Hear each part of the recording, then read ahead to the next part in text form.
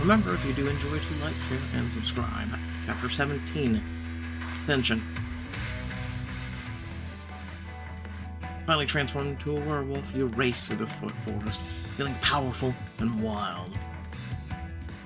Twigs and leaves crunch under your mighty frame as you bound between trees. This is incredible. Never felt so alive. Suddenly you catch a scent. Something delicious is nearby. The fur at your nape prickles. You follow your nose into a clearing, creeping as quietly as possible on your massive paws. You hear the sudden crunch of leaves behind you and turn sharply to find... It's Bambi! Oh no. Your human thoughts are muddled by a rush of raw instinct. You want to sink your teeth into this tender thing and devour it. I should fight my instincts. You whine and shake your head, clenching your jaw to keep from baring your teeth. This isn't right. I can't just kill this innocent little... Having trouble. Channing's voice echoes in the chambers of your mind. You glance to one side and see him watching you from the trees. Realizing the danger it's in, the little fawn bounds out of the clearing. You heave a sigh of relief. For a second I wanted to rip into that poor little thing. A prey drive is the first instinct we learn to control. It'll fade with time. Personally, I'm impressed you were able to restrain yourself on your own. I win. You shake yourself suddenly, feeling sheepish. You should have expected this, probably, but it's still a shock. I guess I didn't think I'd feel like such an animal.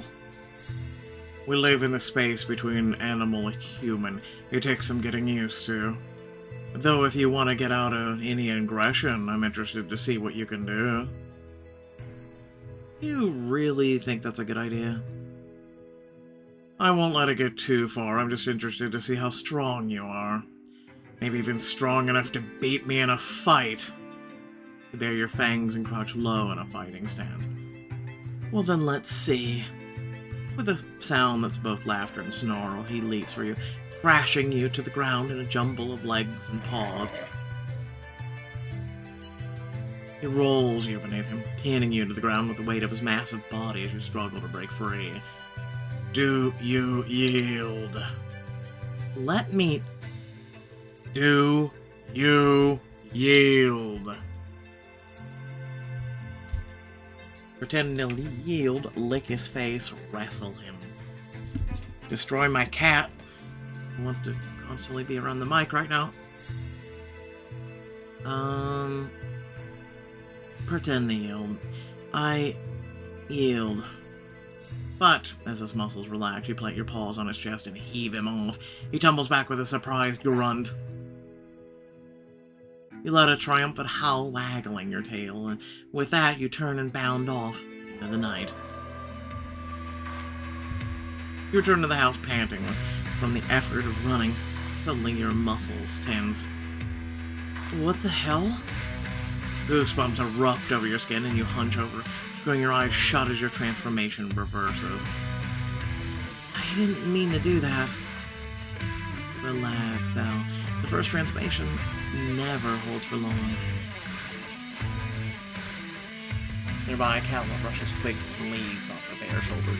Channing trots into the step with you and shifts back to his human form. You both lasted longer than I thought you would. Nicely done. Whoa, I didn't think there was this kind of party. I guess I have stamina for days. He smirks, his eyes dark and smoldering. Trust me, I know that all too well. Gross. I'm gonna go whip some food. You hungry, Tal? Oh, starving.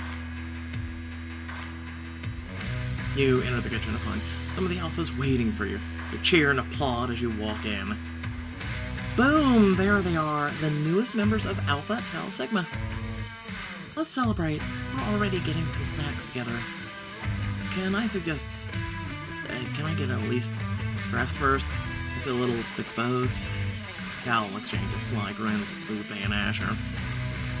This brings up a good point, actually. Follow me. Bemused, you follow the three of them to your bedroom. Lupe gestures grandly to some clothing laid out on your bed. Ta-da! We got you a gift for your first transformation. You three are too good to me. Nuh-uh. We're exactly as good as you deserve. You've been a great friend to us, Tal. We just wanted to repay the favor. I'm a great friend because I love you guys. You didn't need to get me a gift. If it makes you feel better, it was actually Kala's idea. Kala asked you to get me a gift. That's surprisingly sweet. I don't know how you do it, but you really managed to get her on your good side.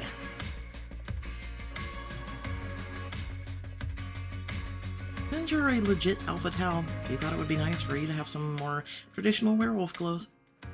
The modern twist, of course, we wouldn't have you wandering campus in animal hides. Just try it on. You might be surprised how wolfy you feel in it. Top dog. Doesn't look too bad. Looks interesting. After slipping it on, you stare at yourself in the mirror for a minute, surprised by how changed you feel. Damn, looks even better on you than I thought it would. Obviously, we had to update the ancient customs a little, but you look like a real werewolf. I feel like a real wolf. I seriously can't thank you enough. We're a real pack now, Tal. You'll have plenty of chances to thank us in the future. When you return downstairs, members of the pack whistle in appreciation. Damn, Tal, you look like a werewolf. You lock eyes with Cal, who smiles. You mouth a quick thank you as the others fawn over your clothes. Don't get sentimental on me now, Tal. Wouldn't dream of it.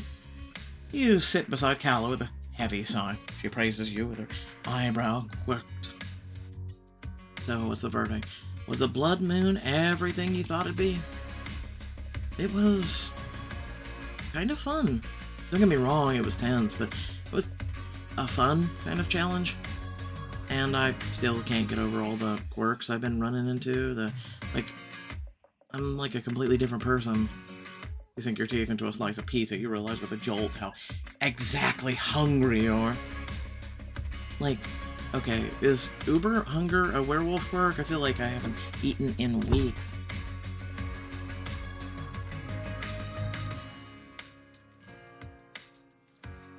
Your psychology has shifted. The transformation affects your metabolism. Your cardiac rhythm, your drive. Channing's gonna have his hands full with you for a while. The alphas chuckle, but you feel yourself growing flush now that Asher mentions it. You do feel hungry for more than just food. I should go find Channing before this gets out of hand. By the time you make it upstairs, your thighs are shaking with need. You nearly collide with Channing outside his lounge.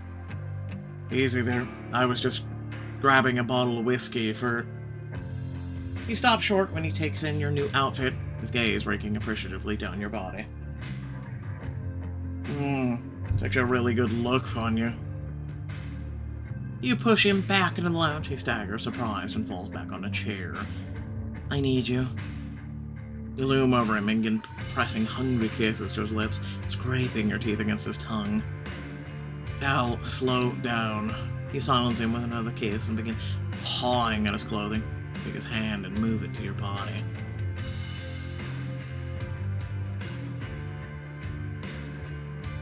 You guide his hand between your legs and groan when he presses a palm to you. Yes, touch me. Stands abruptly from the chair and seizes you by your hips, pressing kisses to your neck. You must be out of your mind with frustration, you poor thing. Don't tease me. He catches your lips in a kiss and you tremble at the feeling of his hands against your skin. Don't worry, I'm gonna take care of you, but... He glances out the window, then to close the door of his lounge. Do you really want to experience your first time? We should go somewhere to be as loud as we want. And since it's your first time, I'll even let you call all the shots. Your body pulses with need.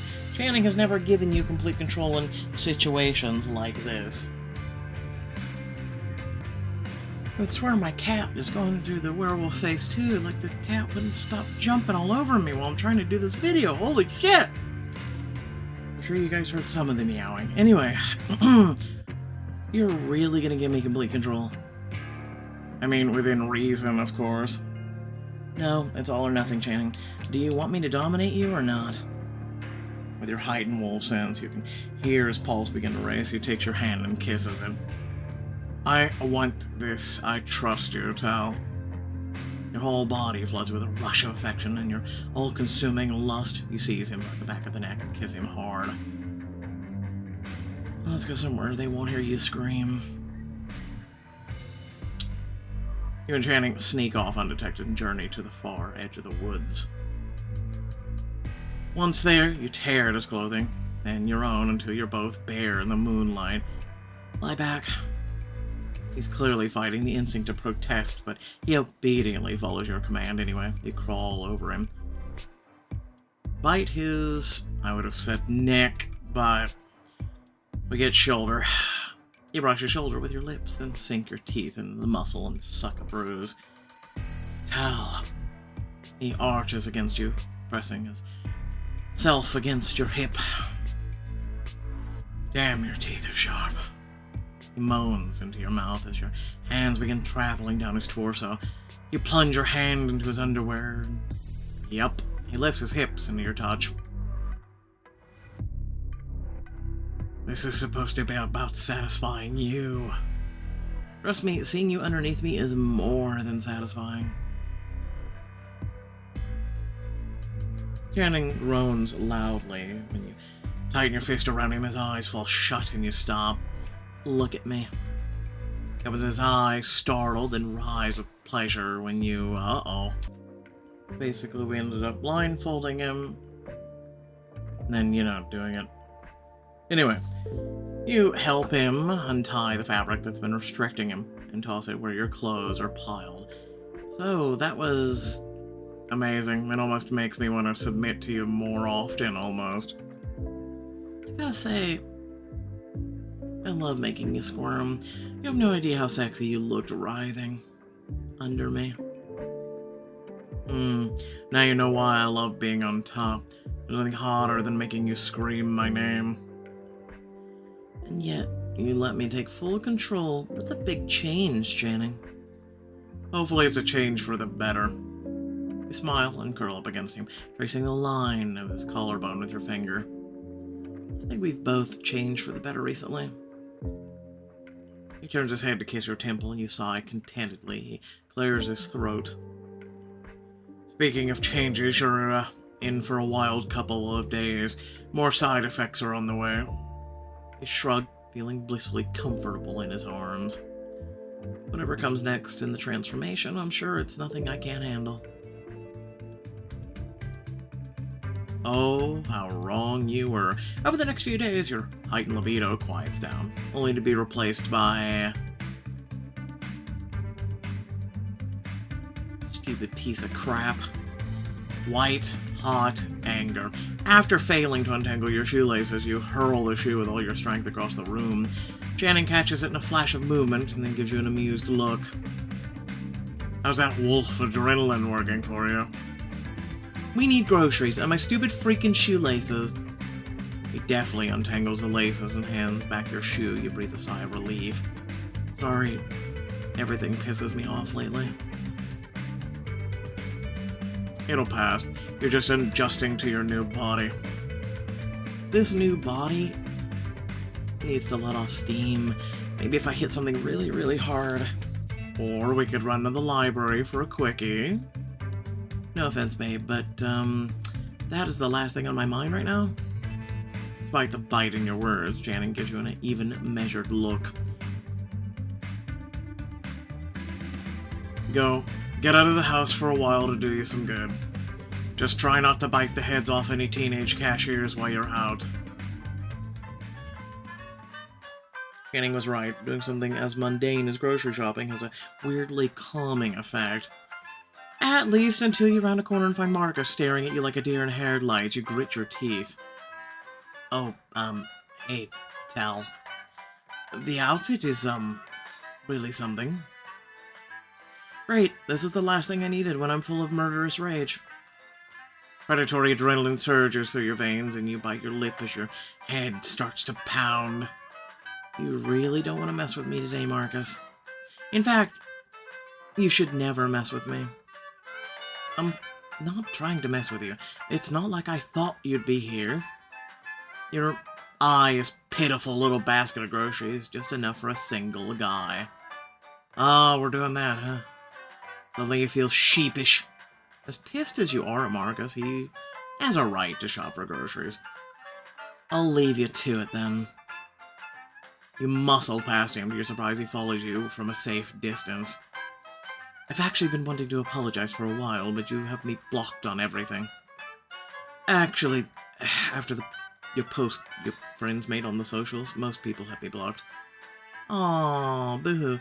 You almost forgot about the hit piece you wrote in retaliation for his article. If you expect me to feel guilty about that, you'll be disappointed.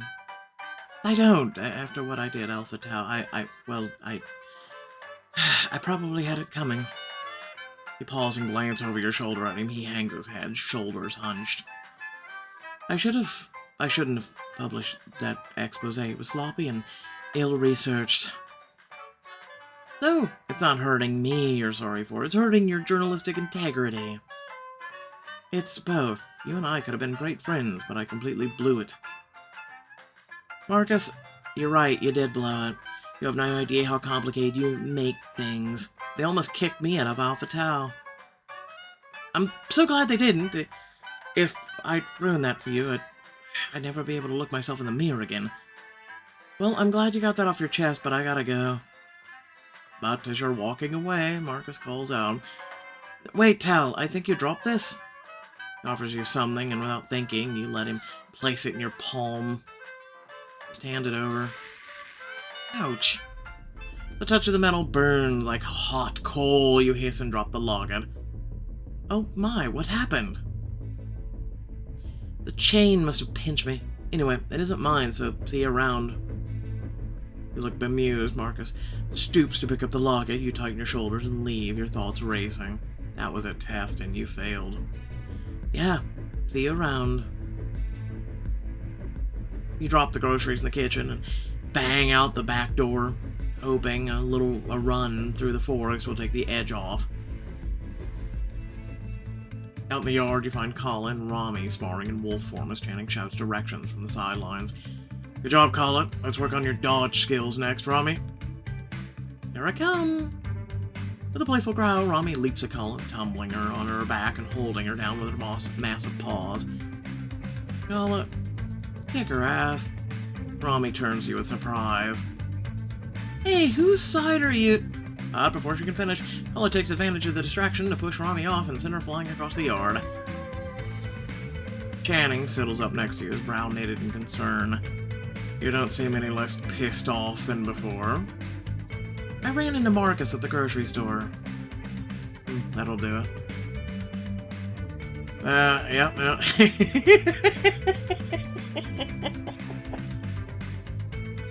Me and Channing are literally two peas in a pod. Kala trots over to you somehow, even as a wolf. She's able to look smug. Still in the blistering anger phase. I've been sunshine and roses for days now. Don't make me kick a dog, Kala. If you need to blow off steam, come with me on the patrol. There have been more ferals sighted recently. It'll be dangerous, so I was gonna go alone, but you're a wolf now, you can handle it. The prospect of chasing ferals is surprisingly soothing. This might be just the release you need. Right, but remember, it's important to follow the Alpha's orders in situations like these. Think you can handle being obedient for the day? Sure, of course. But as you morph into wolf form and trot behind Channing into the thick woods, you think, if I want to... Channing picks up the pace, sure-footed and swift. As he leaps over the moss-covered logs covering the trail, you race out ahead of him, marveling at how your speed and strength seem to match his own. Where are we going? North up the mountain. It's rough terrain, though. We can take the path around if you want. I want to conserve my energy. Good idea. If we find the feral, you'll need to be as sharp as possible. Let's go. Getting bounds away, the treads of his paws sending leaves and branches flying in their wake. And at first you follow, but soon you dodge to the side and dash past him. Hey! Keep up, Slowpoke. Now, come back. With a sudden leap, Channing's on you, tumbling you to the side to hold you down. What's the problem? The problem is you running off on your own. You have to listen to me. I know you think I'm a pain in the ass, but I'm trying to help you control your impulses. Control my impulses. I never have before. Things have changed. You're a werewolf now. Just because you're strong doesn't mean you're invincible. But if you'd run across the feral alone, I would have taken it out. Suddenly, a scent catches your attention. Something you've never smelled before. Something dark and dangerous. Something feral. Your instincts take over, and with a mighty heave, you push Channing away and take off into the trees. Damn it, Tal! With a snarl, he sprints after you, snapping his teeth at your heels. This isn't going to work if you keep disobeying me. I swear, I'm not even trying to. It's these damn instincts. Then fight them. Fall back to me. Fight them. Your chest heaves, and you pant heavily as you dig your paws into the earth. Every ounce of your instincts tells you to run, but a strange power radiates off Channing. The power of an alpha. That's it. Good girl. You whimper and shake your massive head as your instincts begin to dwindle. Channing nuzzles you. I know it's hard, but you're doing great. You feel restless, though. Like you have to run after the feral or something terrible will happen. Maybe I should go back. No, you have to master your instincts one way or another. Listen to your alpha is crucial in the first few weeks of your transformation. It's what I need, more things compelling me to follow your orders. Channing chuckles in your mind. You know what? I thought that's the whole way we were communicating even now. Once you're through the worst of it, then you can go back to being as big a brat as you want. Suddenly a wild growl resonates through the forest. Your hackle raise and you bare your teeth. Wait! You tremble with excitement, and then fear, as a hulking feral werewolf steps past the tree line, snarling at you. The foul scent of the beast overwhelms your senses. You turn to Channing for orders. Let's see what those new claws can do. You feel a rush of pure adrenaline as you crouch ready to strike. Leap forward and pounce. No, flank it with Channing. Cal on the left, distracted, I'll circle around the back. You bare your teeth, stalking slowly towards the savage animal. It fixes you with a look of pure hatred. Channing takes position, but with a sudden snarl, the feral charges its claws, sweeping out in a wild, deadly arc. You duck, and the feral's paws passes inches above your head. You snap your fangs at it. Nice dodge. Suddenly, Channing's right beside you.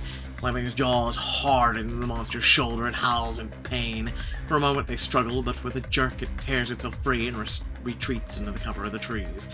You pant hard, your thoughts swimming as the feral's scent retreats, your body trembles. Oh. You wince as you transform back into your human form. Channing follows suit and stumbles over to you. Are you okay? It didn't hurt you, did it? I'm fine, and somehow a lot less tense than before. He heaves a sigh of relief and crosses to kiss you fiercely. You groan into his mouth. You did great. A little rocky in the first half, but you really reined it in. I'm surprised I was able to fight my instincts. They're out of control. Fortunately, I have a great teacher.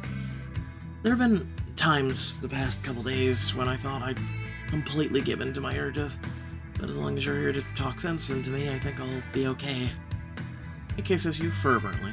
When he pulls back, he's looking at you with raw, open affection. You really are amazing, you know that? So you've said, but I'll hear it as many times as you want to say it. He nips at your earlobe, making you shiver, and then reaches for your hand. Let's head back. We don't want to keep the others waiting for too long. Whatever the Alpha commands. With a roll of his eyes, Channing leads you back down the mountain, this time on 2 feet instead of 4. Just 2 naked people walking through the forest. By the time you and Channing make it down the mountain, it's already dark outside. Rami and Samira are panting in the backyard, clearly exhausted from their training. Hey, you two, where's Kala? Getting dressed and getting us water. We really worked up a sweat. Suddenly you hear a scream from inside the house. Lupe's scream. Oh no. You hurry inside to see Lupe huddled behind the kitchen island looking frantic. You hurry to Lupe's side, and your stomach sinks when you see Kala on the ground in a puddle of water. What the hell? Oh no. Cal, I can barely hear her heartbeat. Tell me what happened. I came downstairs to grab food, and she was just lying there. Horrified, you examine her body, and her hand, her half-spilled water bottle, leaks onto the floor. You stoop to examine the liquid, touching with a gentle hand. You hiss when the water burns you. Liquid silver. The twins and Channing hurry into the room after you. Channing snarls when he sees you nursing a wounded hand. What the hell happened here? Someone poisoned Kala.